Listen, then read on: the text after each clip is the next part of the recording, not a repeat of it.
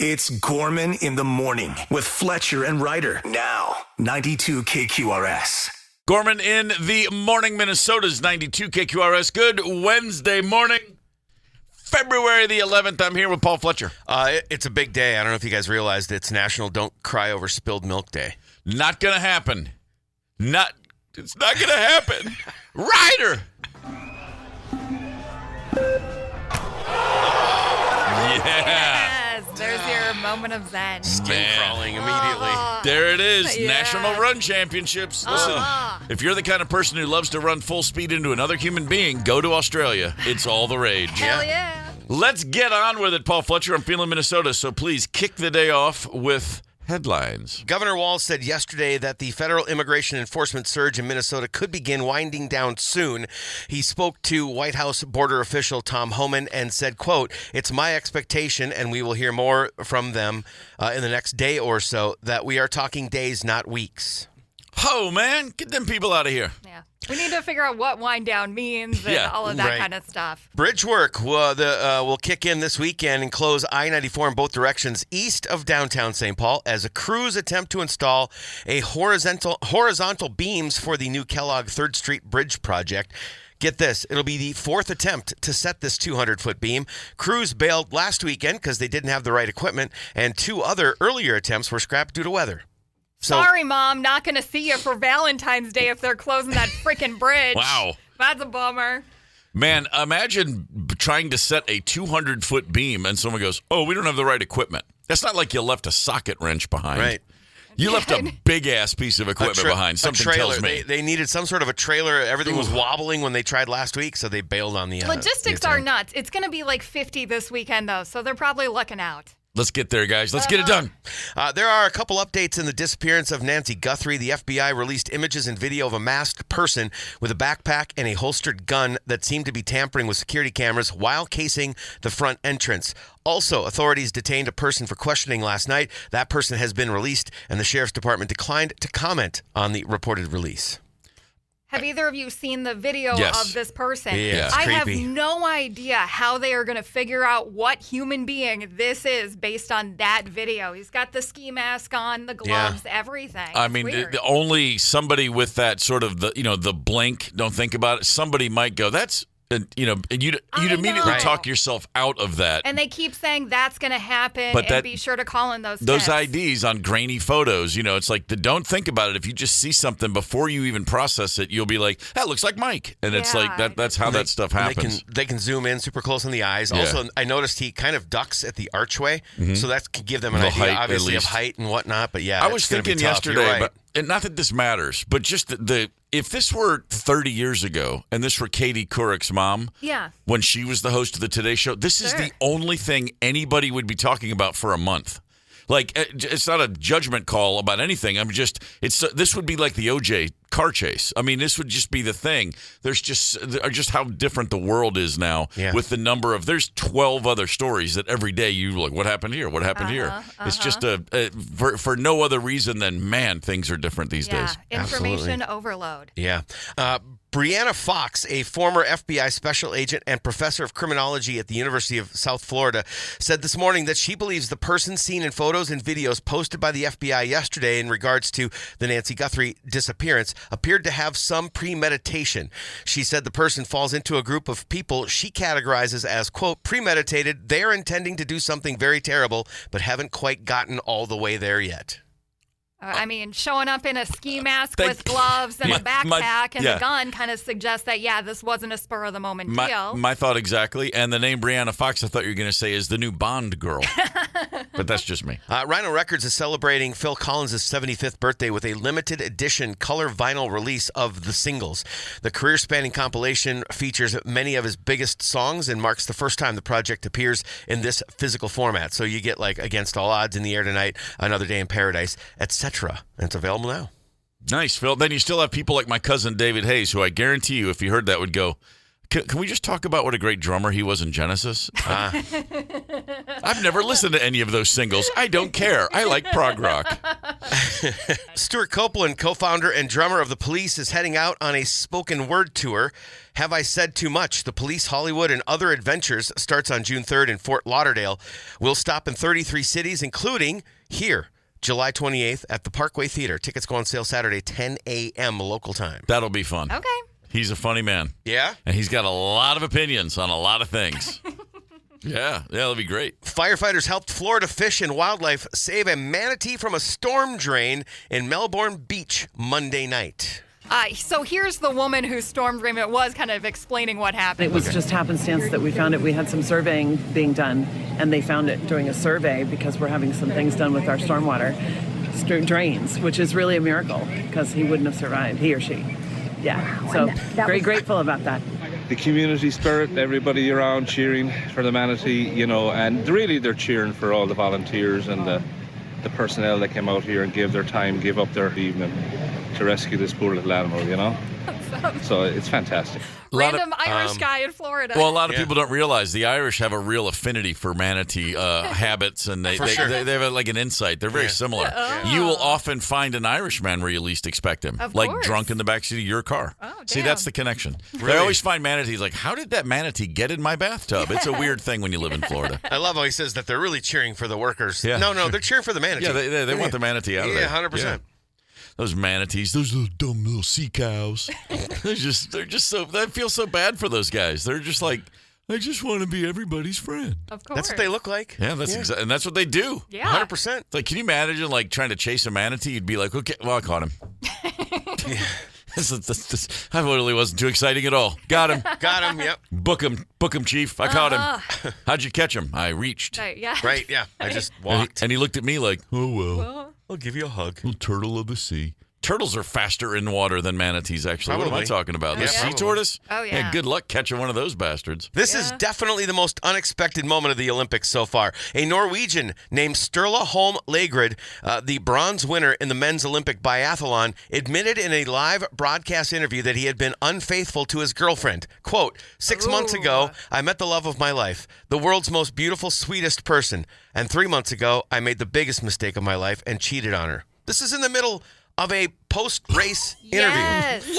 What? He says it in Norwegian, and it still sounds traumatic. Yeah. Lagerud disclosed that he informed his partner about the infidelity a week prior to the interview. Quote, I'm not quite sure what I'm trying to say by saying this now, but sport has taken a backseat in recent days. I wish I could share this with her. And he still won the bronze? I was going to say, this is a gold medalist if he just kept it zipped up. Yeah, probably. With obviously all the other things on his mind, he still skated and shot his way to third place. Dude's a stud.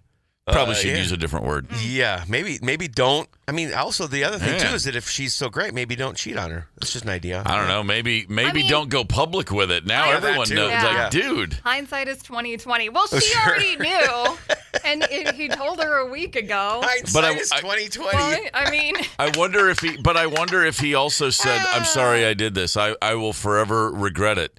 And I will share this with an international audience upon the medal stand. You know what? Cheating on someone, that's your business. I don't care. Publicly talking about it in the middle of a post-Olympic bronze medal. What are you doing, man? She probably said she'll forgive him if he admits to it on not live television. It's the only acceptable excuse. I mean, the Scandinavians, we have issues with emotions. Apparently so. There's some rewiring that needs to happen. Stat. Holy smokes. Speaking of the Olympics, a lot of Minnesotans are competing, of course, on a daily basis. Alpine skier Paula Moltzan of Prior Lake took the bronze in the women's team combined. Our Corys from Duluth came up a little short against Sweden, but they got the silver medal in mixed doubles. That's huge. Team USA beat the Canadians in ice hockey, the women 5-0. Yeah. The Canadians, without Marie-Philippe Poulin, as Fletcher said yesterday, they're not going to be. This is a cakewalk if she's not playing, and it was absolutely a cakewalk. It's just one of those things where they're both such good teams, but when you take that massive talent out of the equation, Gophers forward Abby Murphy, 3 goals. Hell yeah! I'm sorry, assists on 3 goals, Okay. and drew 2 penalties in the second and third. Goaltender Aaron Frankel from Shattuck St. Mary's. Up in Faribault, she only needed 20 saves to shut out the Canadians. Jessie Diggins of Afton was cross-country skiing with bruised ribs. Ooh. She said, quote, double polling is really tough right now. I'm doing the best I can. But the entire day was an exercise in pain tolerance. It honestly caught me off guard how much it hurts to ski right now. Yeah. She's retiring. Yeah, if that woman says it hurts to ski right now, that's a pain level I don't want to get anywhere near. Yeah. So she did not medal, but she's got another event coming up Thursday, the 10-kilometer interval start. Whew, we'll see what happens. Team Casper. Men's curling from a bunch of guys down in Richfield will play the Czech Republic today at noon. Speed skating, Connor McDermott Mostowi, men's 1,000 meter at 11:30. So a lot of Minnesotans getting out there and getting it done. The Wolves host the Portland Timberwolves. No, the Portland Trailblazers tonight. I knew they weren't called the Timberwolves. I knew you'd get there. Tonight at 7:30, South St. Paul. What's up over there in South St. Paul? Glad to have you with us this morning. The Packers of South St. Paul, baby. Gorman in the morning. Coming right back. 92 KQRS. Streaming from 92KQRS.com. Gorman in the morning is back. 92 KQRS. When I was 12, Kiss released an album called Love Gun. Oh, nice. And if you remember the album cover, it's the four of them standing there like the rock star superheroes they are. Right. And around their feet are a bunch of scantily clad ladies. And it's awesome for a 12-year-old boy. Yeah. And I had a class in school called Lines and Shapes. It was just it was drawing. Taught you how to draw. I can't draw anything but a stick figure to this day. I'm the worst I couldn't draw a tree. I had no idea how to even start. I feel like Lines and Shapes works because stick figures are lines and shapes. Well, that part worked. Very good. Yeah. The Hangman game, I got it. Thumbs done. Up. Nice. But my project was I was going to recreate on paper with charcoal the Kiss Love Gun cover. Okay. And I never even turned in an effort. Really? I just took the F. I was like, I would look at people are drawing trees. I can't look at a tree and draw it, but I can look at a drawing of a tree and then see how you draw a line that looks like that. You do that. But if I just look at a tree, nothing happens in my brain that says now I can draw that. It's a weird thing. All right. Okay. So when I was 12, I had some. I'm saying there was some limitations to what I could accomplish in school projects. Sure. Just letting you know. Unlike you were resilient. No, I just gave up. I was the opposite. I recognized right away, I'm going nowhere in life. I got one skill, and I better get there. Yeah. Unlike Aiden McMillan, a 12-year-old in Dallas, Texas, for a little science project right away. He's swimming in a depth I'll never get near. Okay. Science project at school. What did he do? The little volcano like Peter Brady that spews lava? No. I've done that, the baking soda and vinegar. Well, that's not what my man got into. Did he invent a new paper airplane that flies 100 yards? No, he did not. Okay. No, he did not. This 12-year-old 7th grader is now apparently the youngest person to ever achieve nuclear fusion. Damn. Little Oppenheimer, they call him. Little Ops is what I call him. Baby Op. Aiden McMillan, 12, discussing the fact that, yes, he's a super genius. It doesn't make me jump higher. It doesn't make me write faster. It doesn't do anything for me, but in the grand scheme of things, like fusion as a whole, in my opinion, it's the energy of the future. There were some alarm bells with my mom. Yes. She was like, whoa, take a step back. Tell me exactly what could go wrong. Damn, I don't think I could tell you what could go wrong. Yeah. We could lose Dallas. I know. For starters. I can't believe at 12 this kid's saying the energy of the future in his opinion. Like, I'm a little startled to hear a 12-year-old use the expression, well, in the grand scheme of things. Yeah. I mean, if the grand scheme of things at 12 goes beyond an album cover with 4 men in grease paint, I'm out. You know what I'm saying? Wow. I think I built a pretty sweet home with Lincoln logs at 12. It's astounding. Seriously. It really is astounding. I definitely knocked out some microwave brownies when I was 12. Oh, did you really? Nice work. Yeah. Yeah. And I believe he'd been working on this for a number of years. So maybe he was as young as 8 or 9 by the way, he started on this. Yeah, I buried the lead. It was a 4-year project. That's right. 9, 10, 11, but now that I'm 12. Yeah. Jeez. Yeah. I finally got there. Unbelievable. When I was 12, I spent more time thinking about the fact that my underarms smelled like chicken noodle soup than anything else. That's really all I remember. Yeah. Absolutely insane. Hey, I'm going to mention this a few times today. Tomorrow is not your average Thursday because we're going to be at the Tipsy Steer in Roseville at 5:30 p.m. Listener hang. Come on out. Roseville, Tipsy Steer, 5:30 p.m. tomorrow. Yeah. Phenomenal food. If you're running a little late, we'll be there for a little bit. Yeah, we will. Yeah, or if you want to get there early, generally Amy and I show up early. Yeah, bring it on. Yeah. Factor that into your commute. You know what I'm saying? Whatever your post-work commute is. Which reminds me, they say time is money. Let's think about that commute. How much money is your commute worth? How many minutes in the day are you in that car to and fro work? What are you making per hour? Do the math in your head. Basically, what do you come up with? The average American's commute is worth a pretty penny, honestly, looking at the stats. Okay, so I was just looking about how much it would cost if I had to pay Lyft to drive me to work instead of driving myself to work. Right. So I just checked the Lyft price right now. To get from the station to my house is like $18. Okay. I usually add a $5 tip on there. I know that when we leave in the midday, it'll be a little bit cheaper. So I'm going to say that's about $17 to get home. We're looking at $40 a day, 5 days a week. Wow. 48 weeks a year. I am coming in at a grand total of $9,600. Yowza. Wow. Yeah. Man, okay. And I live close by. Okay, fair enough. But I'd be way less if we were paying my hourly rate for me to drive. If we're looking at the numbers we're looking at here, if you don't think about the gas you're spending, so that wouldn't be a factor for yours. Sure. But it's just, basically it's just the time translated to what you're making if you have a per hour rate. The average American worker, they say, is making about $37 an hour, the average hourly wage. Ooh. I'm under. Yeah, that's higher than I was expecting. Send that stat to our boss, please. And so, but based on that, but now, Paul, you have a commute, my man. I do. I'm about an hour total in the car each day. I figure half hour in, half hour back. Yeah, about that. Yep. You know what? I actually even thought it was a little longer, so I'm relieved it's only 30 each way. Yeah, it's 30, 35, somewhere in there. But I did the math quick on mine, coming out at about 250 days a year, roughly. At $37 an hour, I'm at $9,300 a year, not including gas. Okay. Yeah, right. That's it. Yeah. I didn't even factor mine in because my commute is about 6 minutes. That's just right. I live real close. Bad. That's pretty solid.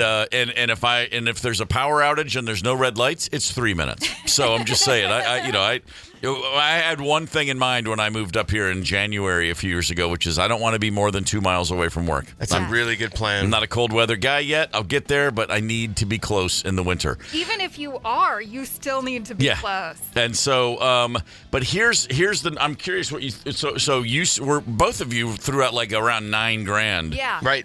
In your math, if you will, the average American's commute about $8,100 is what their time is worth. Damn. Wow. Yeah. Not factoring wear and tear in your car, it's just the average person would get paid for all that time sitting in traffic. If your commute, if you were on the clock for those hours, that's over $8,000 a year.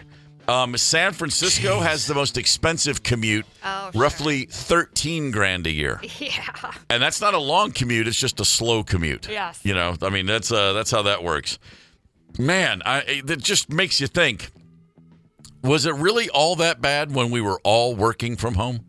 I feel like we should be getting a little bonus, a get your butt into the office bonus, because we do work with some people who only come into the building 1 day a week. And I know they thrive in other places. Very true. But yeah, we could use a little extra cash for that. I'm and now that do you take advantage of the time in the car though? So for you, when you drive in the morning, 100%. What is it? 15 minutes, Ryder? Oh, it's closer to 6 or 7. I usually get about 2 songs on the radio. Oh, so you're about the same as me, and so you got 30 minutes. That's a little more time for you to take care of other business, like say breakfast. Occasionally. Yeah. Although I generally knock out a protein drink, so it doesn't take up that much time. This is going to sound crazy. Yeah. I promise everybody listening, I'm not staring at my phone, but what I do is I stream, if I'm not listening to KQRS, I stream old shows. So it's basically like books on tape. Okay. Because it's just like, you need a break when we're doing this all day. Right. You need a break from music from time to time. And so I'll listen to old shows. Give an example of what you mean by old shows. The Office, or an old like an old Nightline story of some sort, like an investigative true crime type of a thing. I'll just listen to the show. And because, you don't need to see the screen. You just listen to what they're talking about, listen to the crime. So it's similar to an audiobook. I mean, same essentially, thing. Not music is what you're getting at. Right, not a podcast, but programming. Although I do listen to KQ plenty. Office in your car? Sure, why not? Hey, man, I just read a thing, and it was talking about one of the best things you can do for your mental health is watch programs you've seen a million times. With your eyeballs, so that you can see Kevin drop the chili all over the floor. No. I can't do that while I'm it's driving. It's the familiarity. It's the idea of I don't need to watch a Brady Bunch episode to talk to speak every line of dialogue if you put it on. Sure. I've never thought of this before. Next time I got a little bit of a road trip, I might just pull up some old clips from shows I've seen a bunch. Let me teach you guys about podcasts. We have one. Done, oh, boy. Done those. And you got to, you know what? Every now and then you got to change the channel. That's right. That's right. 651-989-ROCK is the Luther Westside Volkswagen Talk and Text line. Our buddy Tubby's already up early. He is indeed. I'll tell you what, that guy changed his situation and has saved himself a boatload of money. Used to commute to and from Maple Grove via Metro Transit, total of 3 hours daily. Now 47 seconds to crawl into the living room home office. There you go. That's an upgrade for sure, Tubby. Still think we need more trains. If we everywhere, put them everywhere. I am a sucker for a train, man. I love them. What's in your car right now? What's the most embarrassing thing about that car of yours? There's not much in mine. There's the smell of a dog. That's just there. Okay. There's some Planters peanuts, the little bag, the little peanuts you buy for like 69 cents. Yeah. The bunch of those little empties on the floorboard. I just can't seem to get around to getting them out of there. Yeah, get yourself a little garbage thing. Yeah, I need to do that. And then there's just, my God, I did not understand just how dirty a car would be in the winter before I moved up here. Yeah. Holy smokes. And you can't wash it when it's super cold out. No, you can't. Yeah, shocking how these things. Recently, though, there was a smell. It took a while to find, and it was... I just had food in the car, went and picked up some dinner. This is a couple months ago, but... driving home, and I thought, well, I'll just have one of those tacos now. And all it took was a tiny little, just a couple pieces of chopped onion to fall out and go under the seat. And the car was just reeked for like 5 days. Probably between the chair and the middle console, exactly. right in there where you can't get and you don't see it. Yeah. Yep, right where the phones go. So how messy is your car? Most people say, yeah, I'd be embarrassed if someone looked inside my car right now. I generally keep it pretty clean. I don't keep it clean. I keep it neat. Okay. I don't have it needs a wipe down always. Oh yeah. But then again, This is nothing. But this is me and Rosemary and a dog. The toddler days, a whole different story, of course.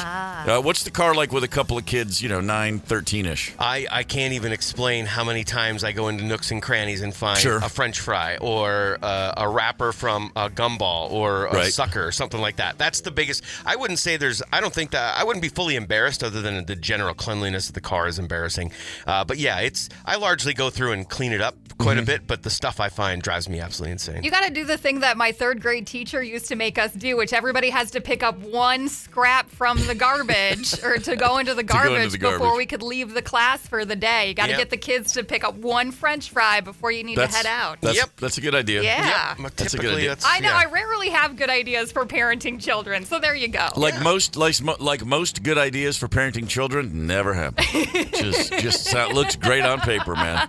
I've been meaning to get around to that one for a long time. These things happen. Random clothing, occasionally.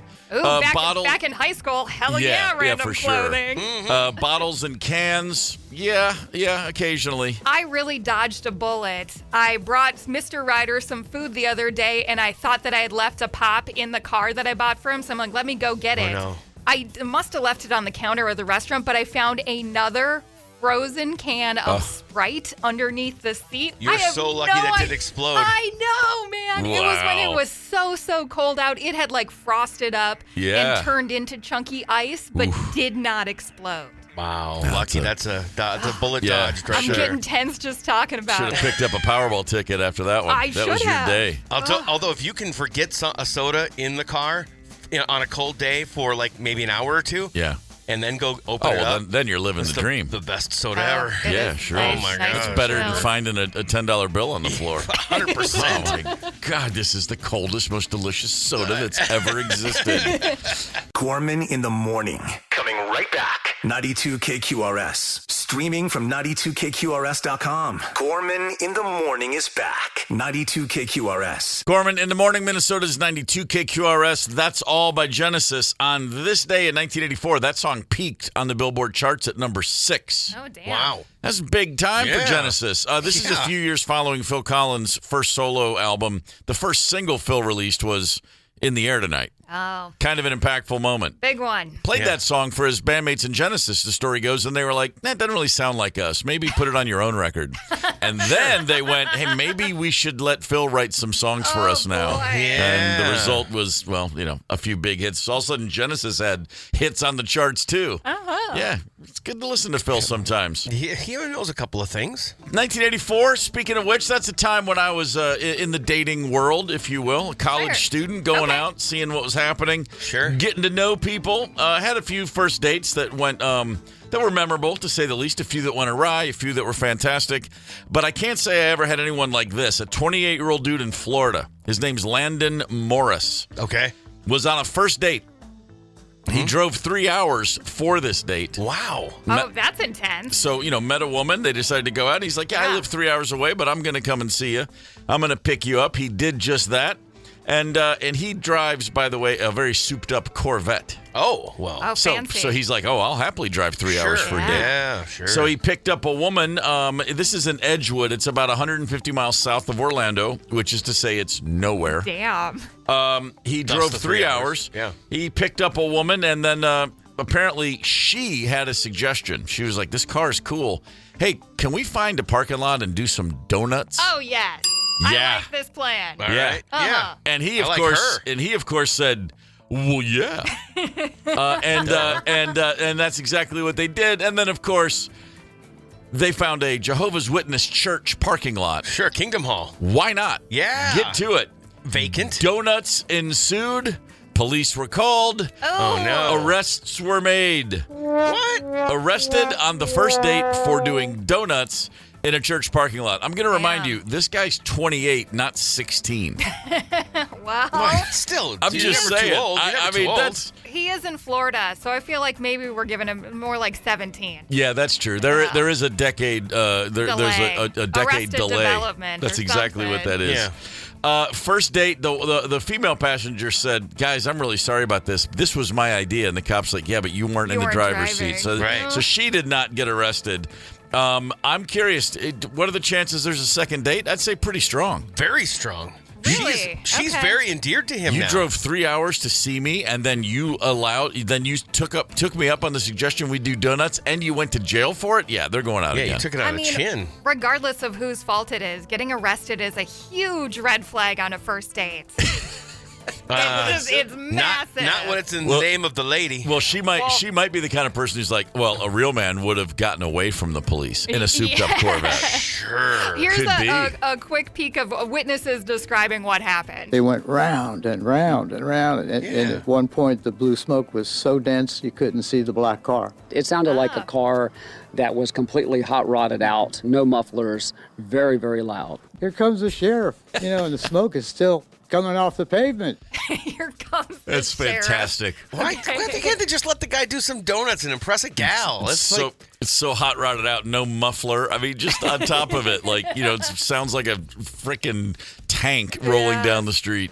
Absolutely. I think it's insane that just leave the guy alone. Let him impress this girl and let him get married. And now they're probably going to get married in jail. So would you have taken, if you're on a date, Fletcher, back in the dating days, if a girl you're on with, date number one, she's like, this car's got a little something under the hood. How about some donuts? You would have said sure. If I had a car that would do donuts back then absolutely I would do some donuts. Ryder, first date malfeasance. Anything come to mind? Anybody ever arrested on a first date? No. Bullets dodged there. Nice. I think probably the best, most memorable first date I have was actually me and Mr. Ryder. It turned into like a 24-hour kind of deal. We'd met up the night before, hung out, and then the next morning he wanted to take me to all of his favorite places. I still had kind of a hangover, so I'm like, maybe we got to cut this short. Yeah. He's like, no, let's go out to breakfast. I want to take you to the zoo. I need to take you to my favorite pizza place. Wow. Dude, the dude loves freaking critters. Como Zoo, or do we go all the way to Apple Valley? This is when we were in Sioux Falls, so it would have been the Sioux Falls Zoo there. For sure. Right, which it's basically just it's a lizard and a cat, right? So...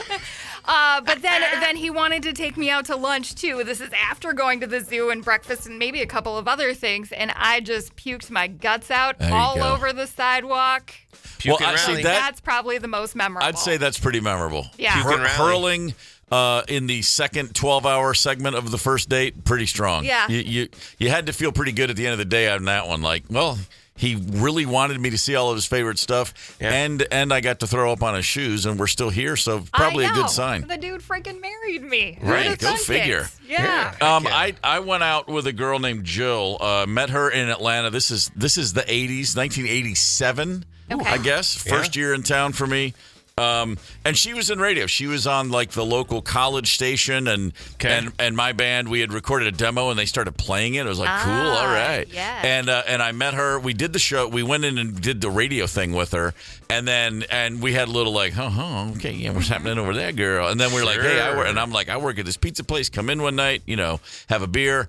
And she's like, let's go out after I got off. And so we had a date, and it was like an actual date, not just hanging out. This was like a proper setup. prearranged. Okay. We are going to go out. Right. And we went out and went to a place downtown she knew and got like a beer and just a quick snack or something. Yes. And she goes, hey, you want to do something cool? I said, sure. And she used to work at a hotel downtown, and she still knew how to go into the lobby and go into an employee door and, long story short, get up on the roof. Oh, nice. And so we ended up on the roof of this skyrise hotel in downtown Atlanta.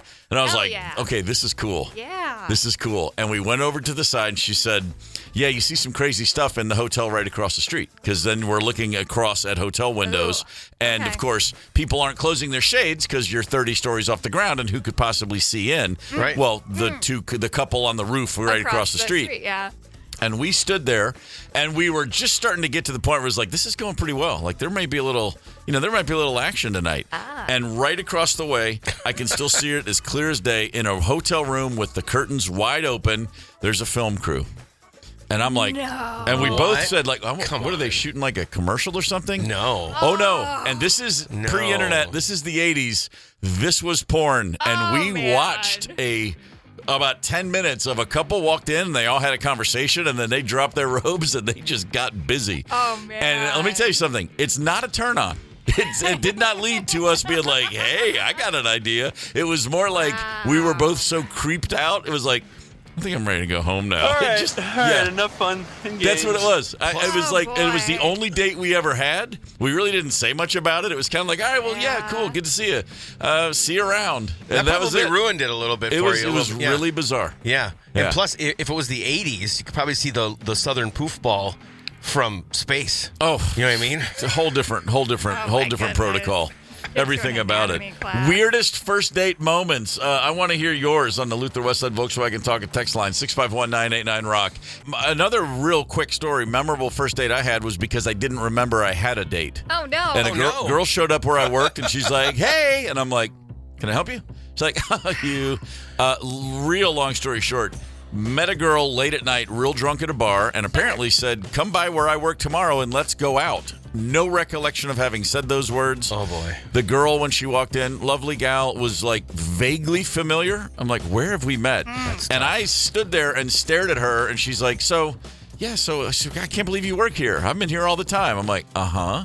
And I just wanted to say, I have no idea who you are, but it was obvious she had some expectation of this conversation. Right. We ended up going to we had dinner and went to see a movie called Mystic Pizza together. And the whole time I'm like, fried green tomatoes, right? I met her last night. Yeah, must have invited her out. We just went through the whole thing. I never once said, hey, I'm sorry, I don't remember you.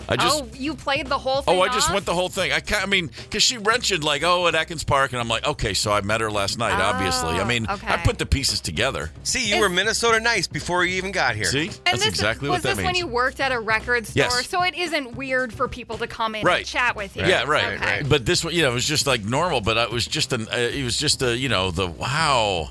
Yeah, I kind of remember. Yeah. I definitely talked to this person last night. Right. What I didn't remember was come by around 7 when I get off and let's hang out. But clearly I had said that. I am real impressed you committing to the bit. You know, it's not like I had anything else to do. Right. Right. Sure. 1,000%. Might as well. 651-989-ROCK, the Luther Westside Volkswagen Talk and Text line. Jeremy says, had a first date in college that went pretty well. We ended up going back to her place, and for our first time participating in nocturnal activities, she got a nosebleed and proceeded to bleed all over me. Oh. There was a second date. Oh, no. Wow. Oh, jeez. Man. The nosebleed. Yeah. Wow. Good old-fashioned nosebleed. Yeah, it could be worse. You know, I suppose it could. she could have thrown up. Things, Yeah. Worked out for Ryder. Oof. Yeah, that's tough. Let's see. You got another one for me? Or, I mean, I'm just now I'm thinking back to, oh, boy. There's a few other memories popping up that we don't need to share. Talk about things going awry. I always think, I never really dated much. And I'm like, yeah, that's because they all went terribly wrong. You know, actually, my wife, Spencer, actually rivaled Ryder a little bit. Okay. We met at a pool party, and she looked outstanding, so I had to get to know her, of course. She came back, hung out. Everything was totally innocent, but just hanging out. Yep. She's sitting on my lap, and she says, I don't think, and she had my iPod in her, a video iPod. Think about those back in the day. And she's like, I don't think I should be using this. I break things. I'm like, it's an iPod. Just hit play on the song you choose. Yeah. Not even 15 minutes later, dead. iPod dead. How? No, I don't even know. Still to this day, no clue what she did. But she did. I mean, she warned me. And she's got It sounds like an episode of the X-Files. Yes. You know, there's always those people that just have like power over electromagnetic current and stuff. Yeah, something like that. I don't know. But it was, for whatever reason, it was endearing because she predicted it. I was out an iPod, but I gained a gal that was pretty all right. So it's amazing how many things are endearing when it's a cute girl versus anyone else in your entire life. It was my best buddy. I'd have laid him out. Yeah, of course. Or at least tried to anyway. But we're still not going to let Spencer anywhere inside the studio near any of the equipment. That's a great idea. Yes. We should not let her anywhere near the electronics. No, not at all. I see Wally has a bit of a great American novel on the text line. Wow. All right. I love Wally. Share it with the class, Yeah, that thing is. Do we want to get into this? Yeah. Come on, lay it on. Okay. I haven't seen this yet, so I'm going to read it dry. I hit a deer on the way to work one morning. Ended up getting it to the butcher. Nice. Went to the gas station afterwards to wash up. The clerk was pretty cute, and she was interested in why my hands were bloody. Well, you Asked her out. Yeah. She said she was in a relationship and couldn't, but would love to. Fast forward a month, I'm in there again. She's now single and asked me out. The date was pretty nondescript, movie and dinner. Turns out she knew me from high school. I couldn't remember her. We sat next to each other in multiple classes, according to her. She went on about wanting to get pregnant ASAP and have many kids. Oh boy. She was living in a commune-like setting with like 3 other women and half a dozen kids and wanted to add to that. Nice person, not for me at 18. No second date, no further contact. I started going to a different gas station. Wow. Yeah. Wally, that's unbelievable. Man. Yeah. Probably made the right call. Red flags a flying right there. Yeah. Gorman in the morning. Coming right back. 92 KQRS. Streaming from 92KQRS.com. Gorman in the morning is back. 92 KQRS. Gorman in the morning, Minnesota's 92 KQRS. Going back to the 90s. A great time to be a woman in rock because the record industry finally acknowledged, hey, there's women in rock. Yeah. It's ridiculous to look back to realize. I can remember people in the 90s going, why are all these women getting record deals? I'm like, oh, you mean so they're making up 3% of all the record deals in the world? Right. Oh, my God. But it was a great time. It was a great time for women in rock. And a little something they call now the cigarette mom rock trend. People are looking back. And essentially... This is the answer to divorced dad rock, which is like your Nickelback and your Creed and all that kind of stuff. Yeah, exactly. Right. Sure. Yeah. And I think cigarette mom rock has the edge on divorced dad rock for me personally. Okay.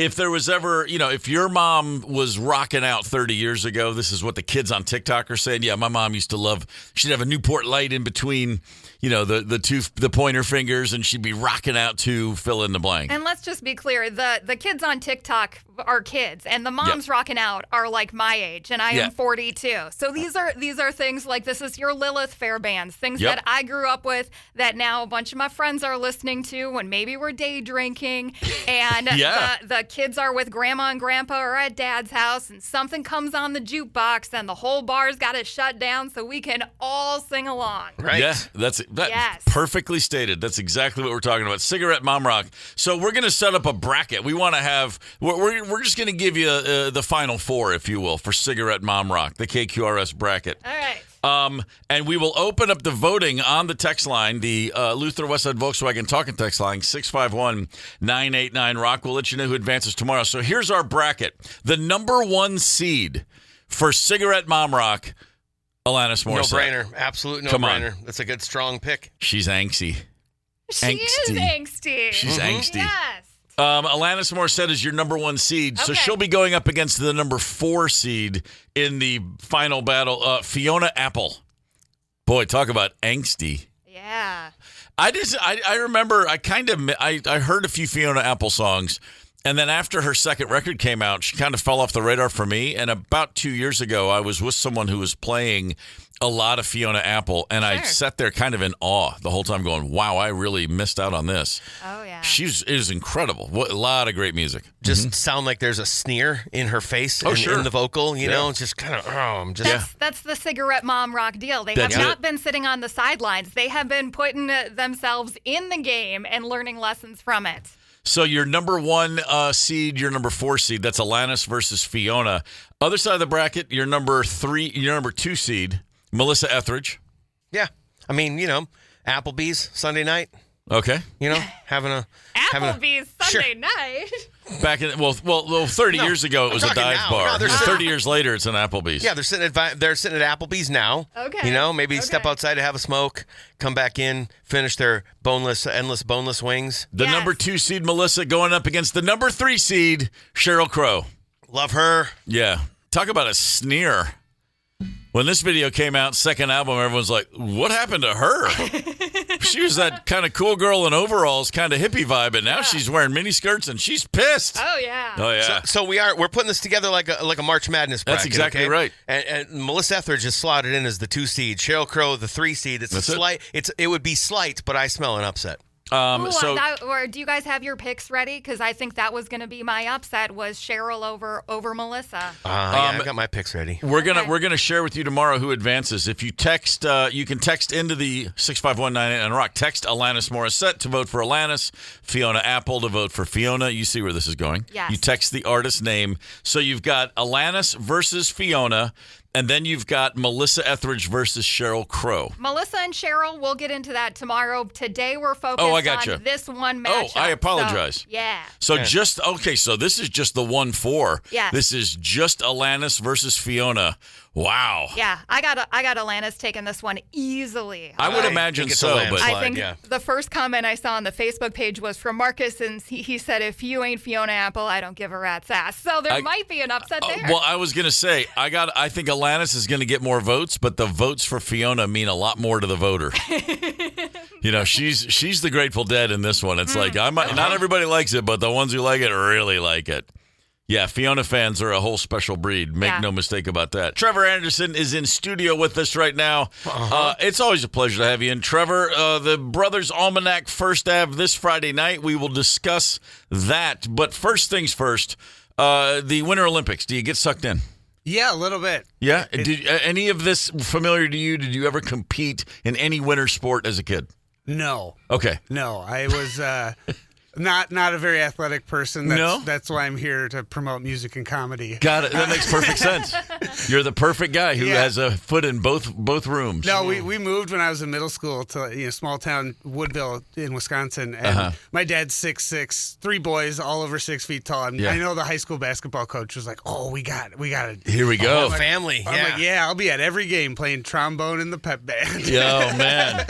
Yeah, my small town in Kentucky, there's a friend of mine's kid, 7 feet 1 inches tall in a basketball hotbed, and no. Just couldn't dribble, what do they say? Couldn't walk and chew gum at the same time. Yeah. Right. It was just the entire town's like, oh no, he's right there. These things happen. But no, the Olympics are great. I have a 4-year-old daughter, and she wants to quote play Olympics, which is me like. She wants me to hold her up so she can do like ice dancing moves. Yeah, sure you go. But she's a growing girl, and I'm like, my dad bod can't take this. Man. Get it, just do it as long as you can. Just savor it, man. That's why. Yeah, I got to get credit for going to the gym, just like holding my kid. Start working on those shoulders. Dude. Some people watch the Olympics and get inspired to work out, and then some people watch the Olympics and get inspired to work out because they have a 4-year-old who's very demanding. Yeah, right. Yeah, I even joked to her. I was like, yeah, this is fine. You can watch this all, but if you're going to get into swimming or soccer, something warm for us to watch. Trevor Anderson, you weren't around as a sentient adult for the cigarette mom era, the original cigarette mom era of the 90s. No, that was fully Weird Al pilled at that point. Yeah, right. Has its own merits. Sure it does. Absolutely. Sure it does. Yeah. But this music, as we've set up our first cigarette mom rock bracket, we're looking for votes on the Luther Westside Volkswagen Talk and Text line. Alanis Morissette is your top seed going up against the 4 seed Fiona Apple. You have thoughts on this entire genre, if you will. Yeah, they're very new thoughts. I got this quote unquote, homework assignment from Ryder yesterday afternoon. I'm like, oh no, what am I going to talk about? Props to Trevor for doing his homework. Yeah. I do appreciate it. I got to give props to Miss Kelly, the director of my kid's school. I saw her yesterday, and I was like, you know how you get a vibe from someone, you're like, I bet you have good music taste. You're just like, you're a cool person. Yeah. So she sent me, she's like, okay, here's where you start, and we can go from there. That's great. That's great. I should phone a friend and have her, but she's busy teaching my kid. Sure. While I do this. Well, so we gave you our number 1 and number 4 seed. Alanis speaks for itself. I mean, Jagged Little Pill. I just checked, 17 million records sold of just that first album, just in the States. Right. And it was a global phenomenon. So that's a whole lot of records. Fiona Apple, nowhere near as many records sold. Her biggest album, I think, sold 2 million. Yeah. But the impact. I mean but there was it was seismic when Fiona Apple hit the scene. I mean, 100%. I remember every dude I knew that was 10 years younger than me was like, I can't even talk about her. They were all like, there was a level of obsession with her that was very, very, it wasn't for everyone, but for the people that got it, they really got it. Knelt at the throne of Fiona. Yes. Yeah. No, I like that she was just weird. Yeah. And unapologetically, it's just like, I'm just going to do this. And me as a keyboard player, I love the amount of just riffy, hooky stuff that she was doing. And I might steal some of that for this Friday, because I mean, we got to fill 20-minute solos somehow at these Allman Brothers shows. Well, I mean, Chuck Leavell's great, but you had Chuck Leavell, you had a little Fiona to the mix, and now you're talking about a piano solo for crying out loud. That's pretty fantastic. Man, I had a tough time with Fiona. I felt overwhelmed by Fiona Apple. So I can see that. Passed on that. I'm coming around to it, as a grown-up. But at the time, it was too much. Same. Yeah. I totally agree. It didn't click for me at all back in the day. It was too much for me. Yeah. My brain I wasn't smart enough, basically, is what I chalked it up to. Well, she's obviously really, really bright. And to your point, obviously did not give 2 Fs about what anyone thought. Right. And then she was immediately embraced by the silly to say, but the intelligentsia of rock music. The people that were saying, have you heard Fiona Apple? Those are all the people that you were already like, that guy's a little squirrely and too smart for me. And they all the smart ones were like, oh man, she's a freak. And her record, which we just talked about, that came out in 2005, which is called What Machine? Extraordinary Machine. Yeah. I just heard that a couple years ago, and it was tremendous album. I was like, wow, Fiona, fair enough. I think she's only made 3 records, but boy, they're all bangers. Maybe 4. I don't know. So who else is left out, though? Because we were talking the Luther Westside Volkswagen Talking text line. A lot of people immediately, they send in their votes, Alanis or Fiona, and then they remind us that we're idiots because we left out the obvious choice, Who's getting the most write-in votes? I would say the most write-in votes right now are Shirley Manson and Garbage. Oh, yeah. Okay. Oh, Garbage is not cigarette mom rock, though. See, like, it's same era. I love Garbage, but but it's not about a time frame. It's about a mindset. Yeah, and it's also, That's fair. and I think that too, because it's a band and there's dudes in the band. It's not like a solo. It's not like her name. It's a band, and this is all about the name up front. Yep. And we were talking about, you mentioned Lilith Fair. Yeah. Again, that was such a big deal. And to me, it's just hilarious. And it was embarrassing in real time that people were shocked at its success. I was like, oh, gee, you get a ton of great female artists together finally on the same stage, and you didn't think that was going to sell well? You didn't think every woman you know was going to be like, oh, finally, thank God I can go to a gig without a bunch of dudes. Yeah. Of course it was hugely successful. I've been seeing this one pop in on our socials. Meredith Brooks and Bitch was just the one hit. Yeah. But, man, you pop this on the jukebox at 4 o'clock on a Friday where you're in a bar full of women who are trying not to go pick up their kids. Here we go. Here we go. Yeah, I can see that argument 1,000%. I think that could be an honorable one-hit wonder cigarette. Last time I was on here, we were talking about one-hit wonders, and I've been thinking about them ever since. This was a Trevor pick. Yeah. Yeah, that's Poe, Angry Johnny. Yeah, and Angry Johnny. God, Oh, was she that's what it sexy was. back then. Yeah. Oh, my God. Yeah, a handful of one-hit wonders. You know, it's like when you go to big cities. Sometimes they just sell a single cig. You don't get the whole pack. Yes, we're getting this. We're getting this. Give me a Lucy. We're getting this. Our appetite wet with this little four Yeah. artist baby bracket, if you will. Sure. Maybe the next step needs to be Cigarette Mom's songs, and then we can individualize by songs and just go nuts. Yeah, we could. This bracket could expand much like March Madness itself. We start with a nice 4-round bracket. We're going to go to 8. Next year we'll be at 64 teams before you know We're it. not doing play-in songs. I can't handle it. So this was also a time. Okay, would the Breeders be involved in Cigarette Mom? Gotta be 1,000%. Yeah. right. Oh, what are you kidding? I love the Breeders, but I'm saying this is very punk rock. It's very punk rock. Okay, all right. So, what's another one that we may be overlooking? We just got a text in from JR says Tori Amos. Yeah, I was just gonna say. Okay. Okay, well, Tori, first album she was around the 80s, was she not? I'm not She was saying around she doesn't the 80s, belong. but really blew up in the 90s with the Lilith Fair culture. Okay, for sure. got it. Yeah, got it. But she was definitely one of those that was around before. Yes. Yeah. I think the first time I heard Tori Amos, it was because Robert Plant was singing her praises. He was a big believer, a big fan of hers. What about another artist, not unlike Fiona Apple, didn't actually sell millions and millions and millions of records, but just blew in like a hurricane? Liz Phair. Now that God. Exile in Guyville, come on, dude. Yes, I very much thought about putting Liz Phair in the bracket. man. This record. I know anybody that was again old enough and paying attention in the 90s. It was like, what is going on with this chick from Chicago? It was everywhere. Everybody I knew that was into music, that's all they wanted to talk about. All this is reminding me is how horny I was in my 20s. Well, sure.